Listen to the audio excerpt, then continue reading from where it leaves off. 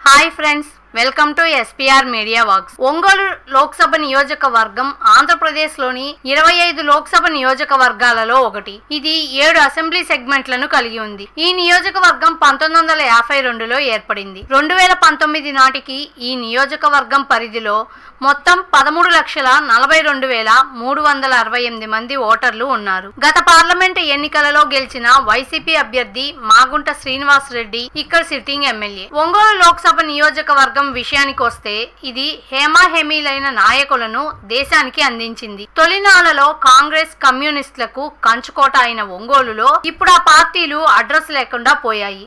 ఆ తర్వాత మిగిలిన పార్టీలు ఒక్కొక్కటిగా ఇక్కడ పట్టు సాధిస్తున్నాయి. ఇక గత 3 సార్లుగా జరిగిన ఎన్నికల ఫలితాలని ఒకసారి విశ్లేషిస్తే 2009 ఎన్నికలలో కాంగ్రెస్ అభ్యర్థి మాగుంట శ్రీనివాసులు రెడ్డి, టీడీపీ అభ్యర్థి మద్దులూరి మాలకొండయ్య యాదవ్, పీఆర్పీ అభ్యర్థి పిడతల సాయి కల్పనలపై పోటీ చేసి 78,523 ఓట్ల మెజార్టీతో గెలుపొందారు. 2014 ఎన్నికల్లో వైసీపీ అభ్యర్థి వైవి సుబ్బారెడ్డి, టీడీపీ అభ్యర్థి మాగుంట శ్రీనివాసులు రెడ్డి, కాంగ్రెస్ అభ్యర్థి దరిసి పవన్ కుమార్, బీఎస్పీ అభ్యర్థి కృష్ణారావు వేముల, ఏఏపీ అభ్యర్థి సాదం సత్యనారాయణ రాజయాదవులపై పోటీ చేసి 15,658 ఓట్ల మెజార్టీతో గెలుపొందారు. 2019 ఎన్నికలలో వైసీపీ అభ్యర్థి మాగుంట శ్రీనివాసులు రెడ్డి, టీడీపీ అభ్యర్థి సిద్ధా రాఘవరావు మరియు జేఎస్పీ అభ్యర్థి బెల్లంకొండ సాయిబాబులపై పోటీ చేసి 2,14,851 ఓట్ల మెజార్టీతో గెలుపొందారు. 2024 ఎన్నికల్లో వైసీపీ అభ్యర్థి చెవిరెడ్డి భాస్కర్ రెడ్డి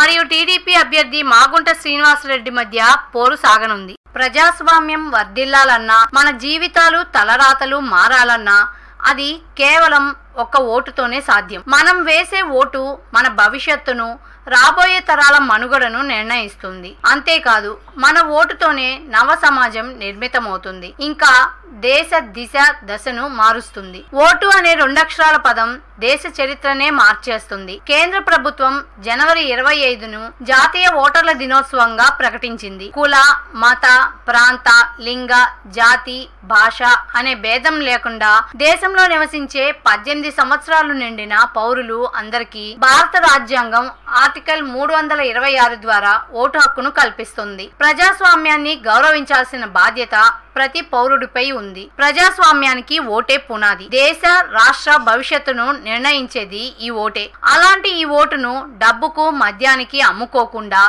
భారత ప్రజాస్వామ్య పరిరక్షణ కోసం ప్రతి ఒక్కరూ తప్పనిసరిగా తమ ఓటు హక్కు వినియోగించుకోవాలి.